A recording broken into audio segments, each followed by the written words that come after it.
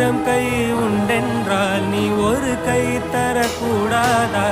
ஈராயிரம் கண் கொண்டாய் உன் ஒரு கண்யனை பாராதா?